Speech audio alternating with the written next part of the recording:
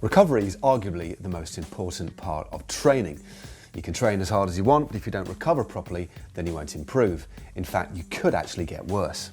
Yeah, of course, recovery without training isn't going to get you very far either, but the key is to find a balance between the two.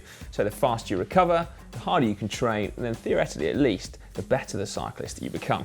Yeah, now although recovery is a complex process, fundamentally, aside of course from not riding your bike, the most important thing is nutrition. So what does your body need and why? Yeah, well maybe we should start with what actually happens to your body during riding that means you need to recover. Your body needs fuel for riding, and primarily it's in the form of carbohydrates when you're above 65% of your maximum heart rate, and of course fat too. Now, aside from very, very short rides, pretty much on every training ride, you will deplete your energy stores in some way when out on a ride. Yeah, and then secondly, the simple mechanical stress of riding does damage to your muscle fibers, particularly if you're pressing on at really high intensities, and that is going to need to be repaired. And it's particularly important at this point when it comes to training, because in repairing your muscles, that's also when you improve. And finally, most of us will actually sweat when we're on a ride, some more than others. So you are going to need to rehydrate. Yeah, well, moving swiftly on from that, after that very quick recap of what we actually need to recover from, how then can we recover faster, either so that we can train again or just so we can get on with, like normal life, like going to work, Laughing at me, aren't you? I saw his lip quivering. Going to school, doing some DIY. Yes! Looking after the kids.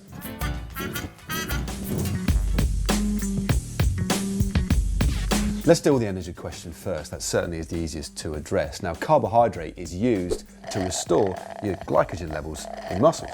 Okay, now glycogen is used as energy primarily when doing moderate to intense training. So it's important that you restore those levels in your stores, otherwise it could dramatically affect your ability to train on subsequent days. Yeah, and also, don't forget as well, that your immune system takes a hit when you train. And therefore, to make sure that is functioning as well as it possibly can do, then you need to keep on top of your carbohydrate intake for that as well. Otherwise, you could end up picking up those pesky illnesses and that could derail your plans. Yeah, a big part of that is eating when you're actually out on the bike. So it's really good practice to try and eat little and often keep those stores topped up while you're riding along. And that means when you get home, it will take you less time to actually replenish those stores. And perhaps more importantly, it could actually prevent any muscle damage in the first place. Next, you need to make sure that you've got enough protein to rebuild damaged muscles. Now, protein is actually the focus of most pro cyclist diets these days. Not vast quantities, but enough and taken at regular intervals. But even the most inactive of people are going to need to eat protein because your body is constantly regenerating. But when you throw in an extra stress like riding, well, you're going to need to eat more. To make sure you have enough protein, you're going to want to eat little and often. So it's a good idea to avoid eating a giant steak, as nice as that may be, and that's it. And I always had a problem back in the day in trying to get enough protein.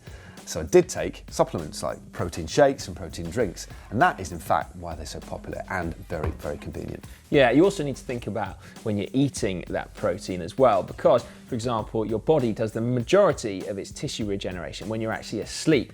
So you need to make sure that you've got a ready supply of protein in your bloodstream to make the most of that. When you get in from training, that you have a quickly absorbed protein, like a whey protein, rather than a casein, which actually makes up the majority of milk, which people often turn to for a recovery drink. However, that casein comes in very handy if you have it just before you go to sleep, for example, when you'll actually really benefit from those slow release proteins, as those amino acids can then drip into your bloodstream whilst you sleep. Hashtag science.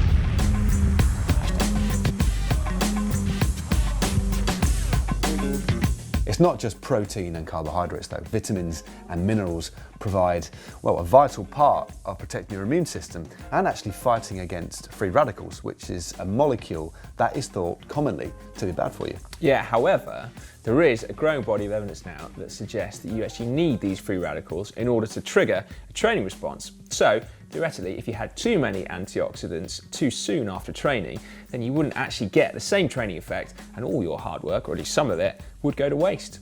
But realistically, it shouldn't be a problem for for too much for us though, because if you have a healthy, balanced diet, you'll get all of the nutrition you need and also at the right time. But it's worth bearing in mind if you are training and putting your body under a lot of stress. Finally, with nutrition, you can't ever neglect your hydration. We lose lots of water through sweating. Some people, though, quite a lot more than others. Are you serious? 2 sweat jokes in one video. So you can't neglect it. You cannot. It's so important. You know, if you don't get the right hydration balance right, you can feel absolutely awful. I think we've both been there. But taking on a lot of water isn't necessarily the best way to hydrate yourself.